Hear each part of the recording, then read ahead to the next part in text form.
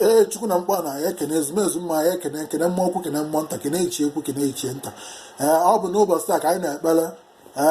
n'isi prezident Donald Trump onye nke na-achị USA Donald Trump na-achịkwu mba ụwa Donald Trump ka anyị na-ekpere n'isi n'ụbọchị taa ka ekpere anyị na-ekpe ogologo ndụ na-arụ isi ike ọfụ ogologo ndụ na-arụ isi ike ka anyị na-agọ n'isi ihe akụ ihe enwe enwe ka ọ jebe ejebe ka ọ dịama anawa ugbo n'aka nne ka ọnwụ na mma ugbo n'aka ekpe ka ọnwụ na mma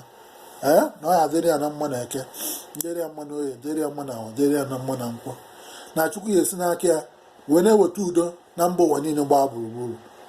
ezumezu mmụọ ọkụ n'ụlọ mmụọ ọkụ na mmụọ ntakụ n'ụlọ iche ekwu na iche ntakụ n'ụlọ ka anyị mesịrị ya anyị wee were ebene na egbene wee na-ewetara chi ya na ezumezu mmụọ onye na ya yi uru na-epe ya homeji ka a bụrụ ụzọ ka a kpalịa azụ ka udo bidoro ya dịka osi gozi ka anyị mesịrị ya ezumezu mmụọ niile nọ na USA ezumezu arụsị niile nọ na USA ezumezu ndị mmiri USA ezumezu ndị iche socha iche so niile nọ na USA ezumezu mmụọ niile nọ na USA ezumezu aja na okwu anya na nta nọ na USA ezumezu ndị mmiri ezumezu ndị iche ezumezu arụsị niile nọ na USA ka anyị ji oke efi ma mmụọ isi obodo ma ntọ naanị obodo ka anyị ji oke efi nwunye efi egbere na nnekwu egbere na ike nke ewu wee na-eweta ha nrụ gbasara onye isi na-achị obodo onye na-achị obodo bụ prezident Donald Trump kumbori ụzọ kumberi azụ ọjọbe ka ọjọbe ọ nabaka ọ nalụ mwepụ ori aka ori ukwu aka ori nta ihe ọbụla bụ nsogbu niile ọ na-enwe ka mwepụrụ ya egozibe egozibe ya na ezinụlọ ya gozibe nwunye gozibe ụmụ ya gozibe ụmụ ya niile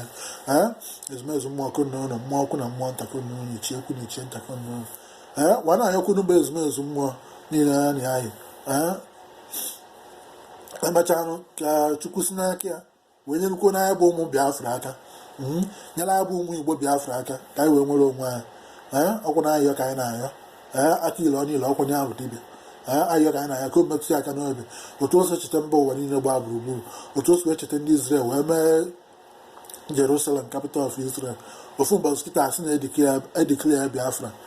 na o dikliere anyị Biafra na ụmụ Igbo nwere onwe ha maka na ụmụ Igbo na-atakwa n'afọ n'obodo bụ Naijiria ụmụ Igbo na-ata afọ ụmụ Igbo we are suffering in the land of Nigeria so God will masụkwu ofu chukwu ya esi n'aka Donald Trump God will help Igbos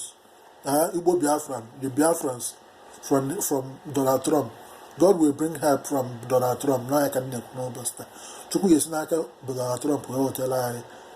enyemaka anyị jebe ejebe ka anyị naba anaba ezumezu mmụọ ọkụ nnọọ mmụọ ọkụ na mmụọ ntakụ nnọọ iche ekwu na iche ntakụ nnọọ bụ na anyị ụzọkwu mkpere anyị azụ gozibe na enye na ogologo ndụ na arụ isi ike ihe ọbụla bụ nsogbu ọ na-enwe chịpụ na ya ka ndị na-agba ya mgba ka akwụsị egbu ya mgba etu a m kwuru ka ya dị na ekedu onye dị na ọdị na nkwọ na bụrụ na be na ba na bụ mgbe niile ebi